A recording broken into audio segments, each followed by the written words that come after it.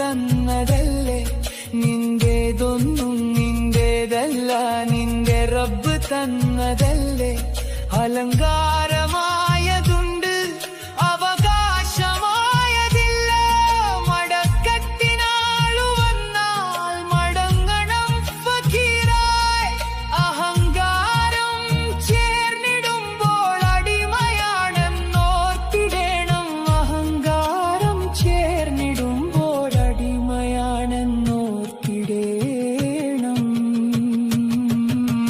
പടച്ചോന്റെ കിതാബുണ്ട്, അതിൽ നിന്റെ പേരുമുണ്ട്. ഹയാത്തൊട്ട് നിന്റെ മൗത്തും എഴുതി കുറിച്ചിട്ടുണ്ട്. നീ എങ്ങനെയാകണം, നിനക്കെന്തു നൽകണം, നിന്നിലെന്ത് ചേരണം, എഴുതി വെച്ച കിതാബാണ്.